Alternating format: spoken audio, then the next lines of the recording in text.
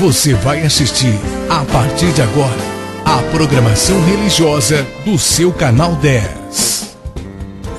Pois o Deus da montanha é o mesmo do vale, não deixa só, velando está, nas tristezas, nas lutas, nos piores momentos, em suas mãos segurando estará.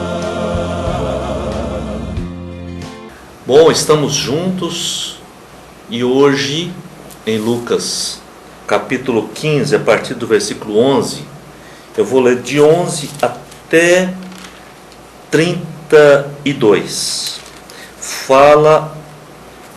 Jesus conta a parábola do filho perdido. Mas essa parábola do filho perdido é tão extraordinária, tão encantadora, tão real nas nossas vidas. Parece que ela foi contada ontem para hoje. Aliás, toda a Bíblia é assim, parece que ela foi escrita para hoje, ela foi escrita para esse momento. Parece porque é real, ela foi escrita para esse momento, para qualquer momento. Ela é atualizada, é como se fosse o jornal de hoje, a Bíblia. Então isso deixa muita gente louca, mas é uma realidade, é a palavra de Deus, Deus sabe como fazer isso. Então vamos ler a parábola do filho perdido. Tem uma versão que chama a parábola do filho pródigo, porque focalizou naquele filho que esbanjou todo o dinheiro da herança. Pródigo é aquele que é mão aberta, esbanja.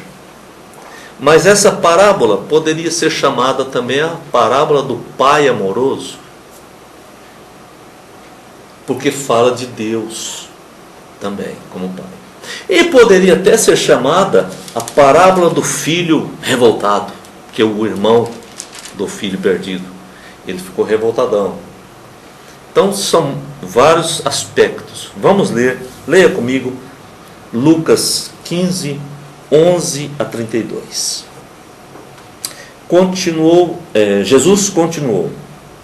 Um homem tinha 2 filhos. O mais novo disse ao seu pai: Pai, quero a minha parte da herança. Assim ele repartiu sua propriedade entre eles. Não muito tempo depois, o filho mais novo reuniu tudo o que tinha e foi para uma região distante.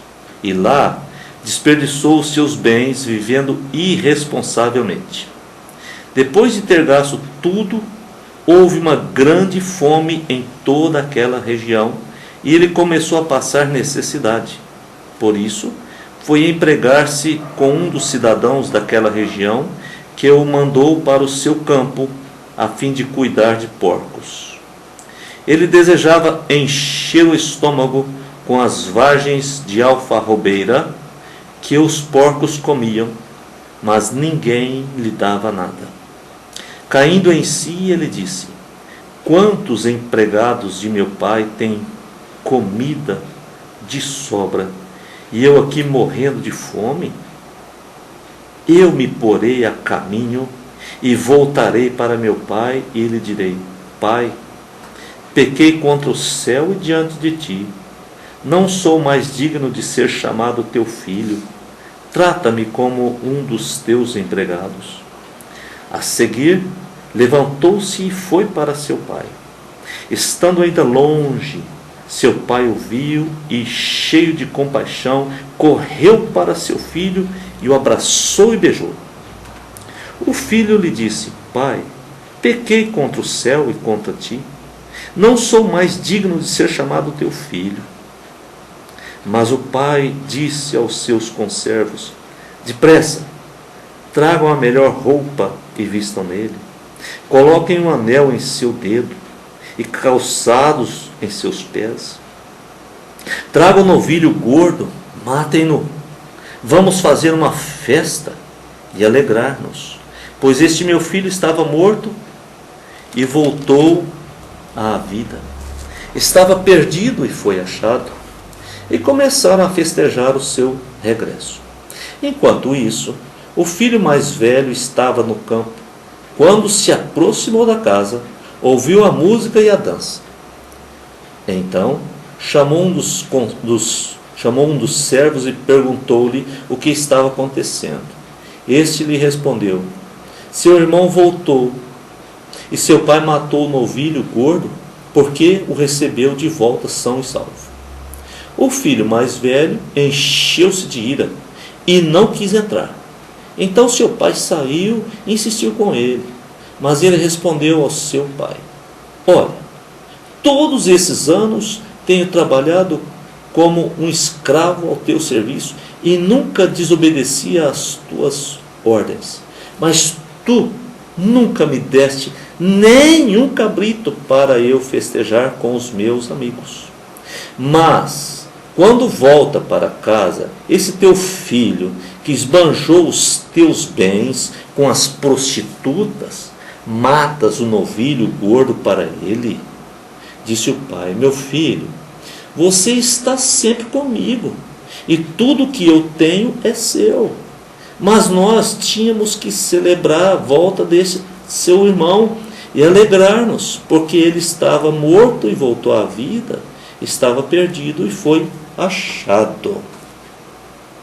Aí nós lemos toda a parábola do filho perdido. Não é tremendo? Não é tremendo? Jesus era o maior contador de histórias. Depois que você lê uma vez essa parábola, uma vez, você nunca mais esquece. Você pode esquecer uma pregação, esquecer uma explicação, mas você não esquece uma história dessas. Jesus sabia como fazer o coração da gente guardar uma mensagem.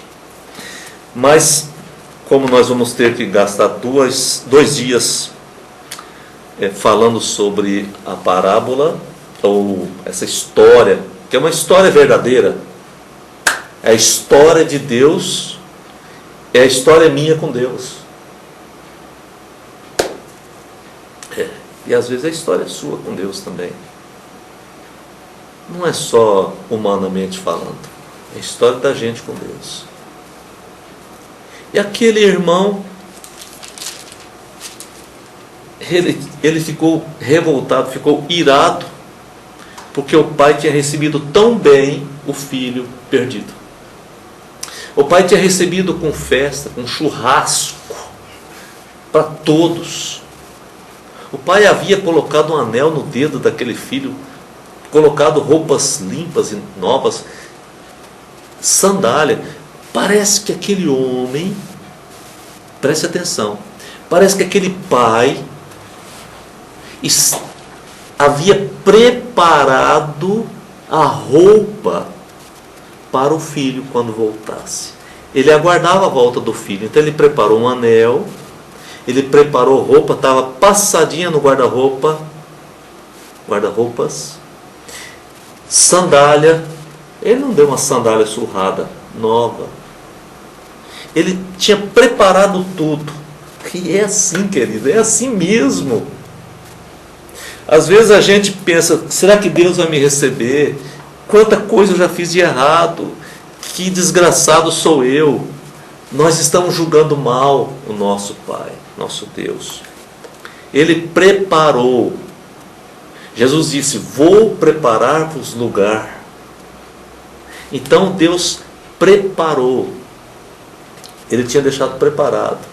E aquele irmão, o que permaneceu em casa, ele estava descontente com o pai. O pai, eu trabalho para o senhor como escravo. Você leu? Eu li aqui. Eu trabalho para o senhor como escravo. Eu dou sangue aqui no mato, aqui no duro. O senhor nunca me deu um cabritinho para fazer uma festa com os meus amigos. Ele tinha mágoa do pai. Ele tinha mágoa do pai. Você pensa que eu nunca tive mágoa do meu Deus? Você está enganado. Teve uma vez, quando eu perdi um filho, ele tinha quase 3 anos, eu já falei sobre isso. E eu deitei meu filho, eu chamava ele de Dani, era Daniel. Deitei ele na cama, sentei assim perto dele, no pé da cama, e ele estava dando convulsões. Convulsões. E eu fiz de conta que estava falando com ele. Mas eu estava falando para Deus ouvir. E eu dizia assim: Dani, você pensa que Deus não ouve a gente? Ele está ouvindo sim. Mas eu estava dando indireto para Deus, querendo dizer: o Senhor não me ouve, o Senhor não me escuta. Eu me arrependi disso, lógico. Deus me perdoou, eu sei, eu sinto, eu experimentei. Porque eu não suportava mais vê-lo tendo convulsões. Não tinha nada para fazer, nem remédio não fazia efeito, ele não tomava remédio, ele não falava nada. E eu só me lembro que 1 mês depois, Deus o levou. Menos de 1 mês. Então Deus me deu uma paulada na cabeça e disse: eu tenho a hora, eu tenho a hora.